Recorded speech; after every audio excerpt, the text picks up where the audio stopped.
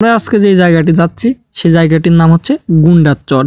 এই গুন্ডার চরে থাকে হচ্ছে গুন্ডারা। এখানে কখনো পানি হয় না, বর্ষা মৌসুমেও এখানে পানি হয় না।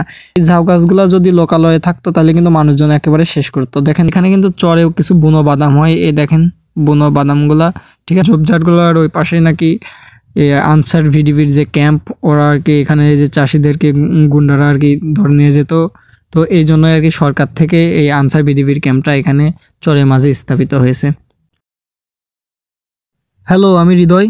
তো আমি আজকে আপনাদেরকে ভিডিওটির মাধ্যমে যে জায়গাটি দেখাবো এই জায়গাটি সম্পর্কে আপনারা অনেকেই অবগত নন, কারণ এই জায়গাটা লোকালয় থেকে অনেকটাই গভীরে চরের। তো এইখানে মানুষ আসে না বললেই চলে। তো আপনারা যে সামনে সবুজ যে ক্ষেতগুলো দেখছেন, এইখানে স্থানীয় যে চাষিরা আছে এরা এগুলা চাষ করে। বাট ওই যে দূরে দেখতে পাচ্ছেন যে জায়গাগুলা ঝাউ গাছ দিয়ে ঘেরা, ওইদিকে কিন্তু মানুষজন থাকে না বললেই চলে। তো আমরা আজকে যে জায়গাটি যাচ্ছি সেই জায়গাটির নাম হচ্ছে গুন্ডার চর। এই গুন্ডার চরে থাকে হচ্ছে গুন্ডারা, অর্থাৎ সন্ত্রাসীরা। তো এটা মানুষের মুখে মুখে প্রচলিত, বাট আমরা কোনোদিনও মানে এমনি শুনেছি ছোটোবেলা থেকে, বাট কখনো দেখার সৌভাগ্য হয়নি, বা এভাবে কেউ দেখতেও চাইবে না ওই জায়গাটাতে গিয়ে। তো আমরা আজকে সেখানে, আমি, এই যে দীপন মামা আর আমার সাইডে আছে সিক্ত, তো আমরা তিনজন যাচ্ছি। আজকে হুট করে মাথায় আসলো যে মামা আজকে কিন্তু গুন্ডার চর যাবো। ও আরেকটা কথা বলে নেওয়া ভালো যে এই গুন্ডার চরটা কিন্তু পাবনা জেলাতে অবস্থিত, যদিও আমাদের বাসা কুষ্টিয়াতে, তারপরেও আমরা আজকে এই জায়গাটিতে যাব, কারণ এই জায়গাটি ঘিরে আমাদের অনেক দিন থেকে প্রবল আকাঙ্ক্ষা এবং উদ্দীপনা ছিল। তো বিশেষ করে সিক্তর একটু বেশি ছিল, এই যে সিক্ত। তো সিক্ত অনেক দিন ধরে বলতেছিল যে গুন্ডার চরে যাব। তো মামাও এই যে থামস আপ দিচ্ছে, মামাও যাবে গুন্ডার চরে। তো আমরা এখন যাচ্ছি কিন্তু একদম চরের গহীনে, অর্থাৎ আপনারা অনেকে বলতে পারেন যে এটা কিসের চর। এটা কিন্তু পদ্মারই একটা চর, বাট এখানে কখনো পানি হয় না, বর্ষা মৌসুমেও এখানে পানি হয় না। ওই যে দেখতে পাচ্ছেন দূরের ট্র্যাক্টরে কিন্তু এখানে চাষ করছে চাষিরা।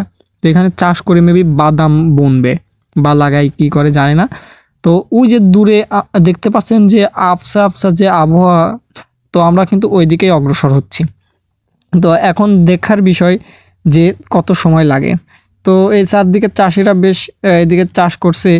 তো আগে নাকি আর একটু ভিতরে চাষ করতো চাষিরা, তো ওখান থেকে নাকি এই গুন্ডা বা সন্ত্রাসীরা এই চাষিদেরকে ধরে ধরে নিয়ে যেত এবং মুক্তিপণ আদায় করত। তো সেই থেকে এই চরটির নাম হচ্ছে গুন্ডার চর। তো গুন্ডার চরের চাষিরা এখন যায় না বললে চলে। তো আমরা যাচ্ছি আজকে। তো গুন্ডার চরে কিছু আনসার ভিডিপির যে ক্যাম্প আছে, আমরা যাচ্ছি ওই ক্যাম্পের উদ্দেশ্যে। তো যদি ক্যাম্পে থাকতে পারি থাকবো, নাহলে ক্যাম্পের আশেপাশে থাকবো। তো আমরা এখানে 2 দিনের ট্যুরে যাচ্ছি। তো এই দেখতে পাচ্ছেন যে জুম করে দেখাচ্ছে যে ঝাউ গাছগুলো, এখানে কিন্তু অনেক বড় বড় ঝাউ গাছ। আমরা ওইটার ওই সাইডে যাব। হ্যাঁ, ওইটা এখনও অনেকটা দূরে। তো এই যে সিক্তর মামা হাঁটতে হাঁটতে অনেকটাই পেরেশান হয়ে গেছে, কারণ আমরা ইতিমধ্যে কিন্তু লোকালয় থেকে একেবারে ভিতরে প্রায় 10 কিলোমিটার ভিতরে ঢুকে গেছি। তো এখনও কিন্তু হাঁটতেই আছি। দেখেন মানুষজন কিন্তু নেই বললেই নাই এখানে মানুষজন। তো ডান সাইডে দেখতে পাচ্ছেন যে সবুজ সবুজ, এগুলো কিন্তু সম্পূর্ণরূপে ঝাউ গাছ। তো এই ঝাউ গাছগুলো যদি লোকালয়ে থাকতো তাহলে কিন্তু মানুষজন একেবারে শেষ করতো। দেখেন বেলা কিন্তু আর নেই, তো আমাদেরকে কিন্তু সন্ধ্যার লাগার আগেই কিন্তু এখানে পৌঁছাতে হবে।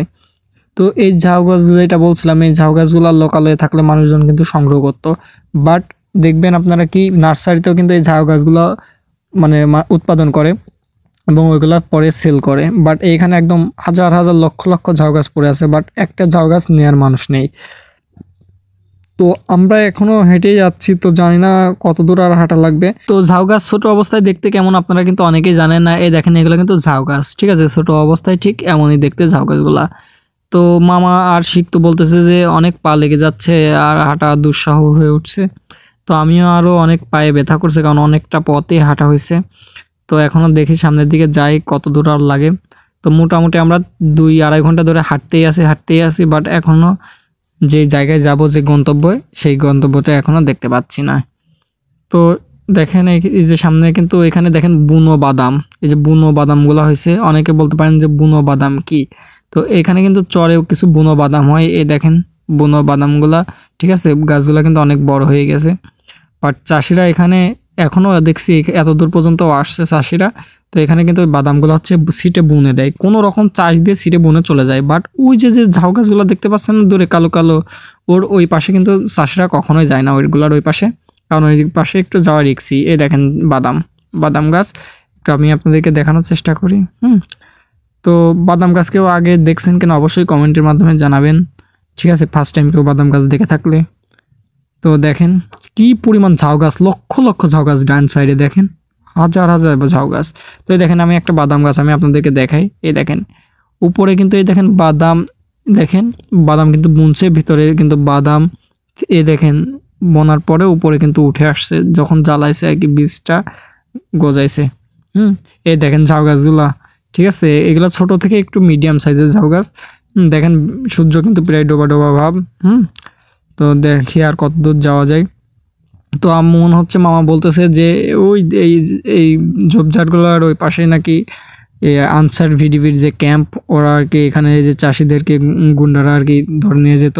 তো এই জন্য আর কি সরকার থেকে এই আনসার ভিডিপির ক্যাম্পটা এখানে চরের মাঝে স্থাপিত হয়েছে। তো এই ভিডিওটির কিন্তু 2টা পার্ট থাকবে, আজকে হচ্ছে প্রথম পার্ট, কারণ ভিডিওটি অনেক লং হয়ে যাবে। তো আমি আপনাদেরকে সেকেন্ড পার্টে একদম A to Z সব দেখাবো।